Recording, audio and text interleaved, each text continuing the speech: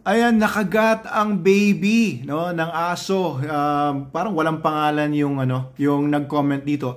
Pero mahaba yung comment niya. Basahin ko guys para maintindihan niyo. Sabi niya, "Hello doc, may 2 years old akong baby.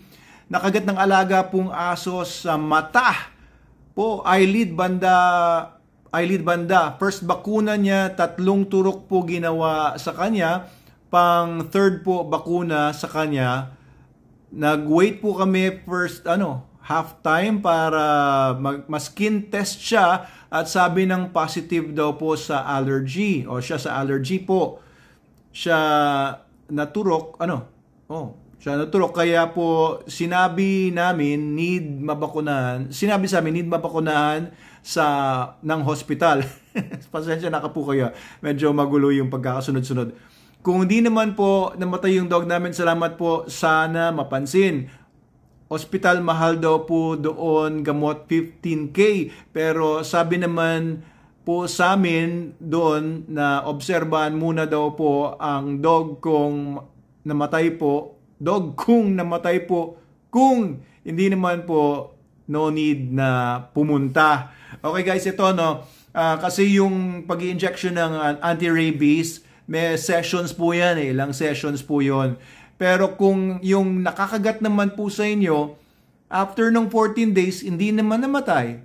So, ibig sabihin lang po nun, during that time na nakagat kayo or nakagat yung baby ninyo, walang rabies yung aso. Ibig sabihin, nasa sa inyo na kung gusto niyo pang ituloy yung mga susunod na mga injections or hindi. Kasi, unang-una, wala namang rabies yon. And pangalawa, nasabi ni ma'am or ni sir, na meron yung baby niya ay merong allergy doon sa injections, no? Tapos 2 years old pa lang, minsan mas stressful pa yung vaccines and yung mga pag-injection doon sa bata kaysa doon sa actual risk ng pagkakaroon ng rabies.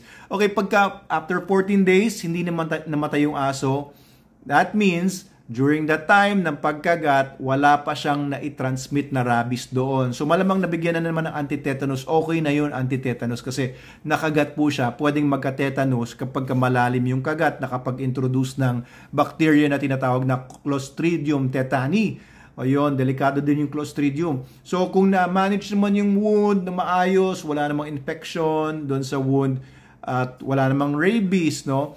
So, depende lang kung gusto niyo ituloy yung anti-rabies para just to be sure then at the same time kung merong ulit nakagat siya later on, may protection na siya. Pero nasa inyo rin po yan kasi alam niyo pag 2 years old pa lang yung baby, ang liit-liit yan. Alam niyo yun, pagka ini-injectionan, iiyak, tapos alam niyo yung gastos din, di ba? Magastos din po magpa-injection ng anti-rabies. Nasa sa inyo na po yan. But again, I'm a veterinarian, you have to consult your human doctor para po mas safe and mas legal kasi po kami po, mga veterinarians, we cannot give medical advice to humans or yung babies ng humans, kagaya nung kwento sa taas. I'm just giving my advice, no? If it happened to me, I would probably not continue na. No? If it happened to me, may baby ako 2 years old, hindi ko na po itutuloy yung mga susunod. Lalo na kung meron pong mga pagkakataon na merong chance na magkaroon ng allergic reaction yung baby ko.